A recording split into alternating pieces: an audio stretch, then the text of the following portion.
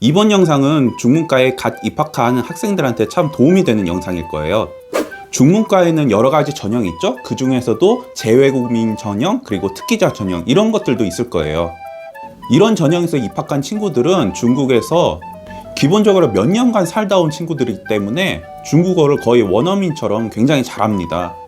그래서 저같이 일반 전형으로 들어온 학생들은 이런 특기자 전형으로 들어온 학생들을 보면서 여러 가지 생각을 하게 되죠.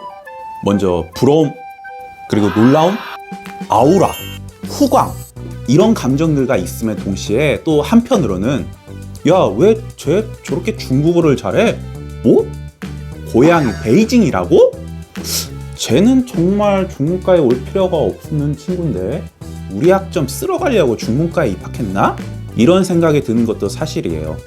회화 수업 때 들어가 보면 정말 그 수준 차이가 굉장히 많이 느껴지죠?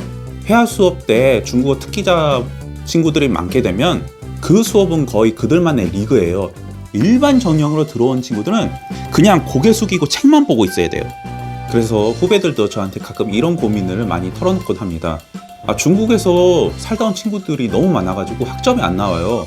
진짜 얘네들 너무하는 거 아니에요? 근데 제가 겪어본 바에 의하면 이런 특기자 학생들 때문에 고민할 필요가 전혀 없어요. 그리고 이런 학생들을 시기할 필요도 전혀 없습니다. 왜냐고요? 지금부터 그 이유를 말씀드리도록 하겠습니다. 자, 먼저 첫 번째, 중국어 초중급 회화는 정해진 수준까지만 공부를 한다. 특기자를 제일 많이 경계하는 수업이 바로 회화 수업인데, 초급 수업을 들어가 보면 여러분들도 다 알다시피 아예 모르는 학생들을 위해서 포부터 시작을 합니다. 아니면 어떤 학교는 미리 배운 학생 따로, 안 배운 학생 따로 이렇게 분반을 해서 진행을 하기도 해요. 그리고 초급 중국어라는 명칭답게 그렇게 어려운 것도 아니에요. 그냥 간단한 문장 정도만 외워주고, 그리고 어느 정도 응용만 할 줄 안다면 여러분 다 시험을 볼 수 있는 그런 수업입니다. 중급 회화 수업도 마찬가지예요. 중급 회화 수업에서 특기자들만 알고 있는 고급진 표현, 그리고 어려운 문장들을 쓴다고 해서 중급 회화 수업에서 더 높은 점수를 받는 것은 아니에요. 딱 어느 정도 그 수준까지만 하시면은 누구나 다 좋은 점수를 받을 수 있습니다. 그리고 어떤 특기자 친구들은 중급 회화 수업에서 자기가 아는 그냥 멋들어진 표현들을 쓰다가 문법이 틀린 거예요. 그럼 오히려 이게 감점이 되는 거예요. 이런 경우도 있어요. 자, 그리고 두 번째, 3학년, 4학년이 되면 특기자라는 게 거의 의미가 없어진다. 이게 무슨 말이냐 하면 여러분이 1학년부터 3학년 때까지 진짜 열심히 수업을 들었으면은 3학년 때 돼서는 여러분 실력이 굉장히 향상된 거를 느끼실 수가 있을 거예요. 그리고 만약에 그 중간에 뭐 어학연수나 교환 학생을 다녀오셨다면 중국어도 굉장히 유창하게 할 수 있고요. 그래서 나중에 가면은 오히려 특기자 학생들이 이렇게 어학연수를 다녀온 친구들을 굉장히 경계하기 시작해요. 또 그것뿐만 아니라 3학년, 4학년이 되면은 수업 난이도 자체가 굉장히 많이 올라갑니다. 그래가지고 뭐 특기자나 일반 학생 가릴 것 없이 굉장히 어려워해요.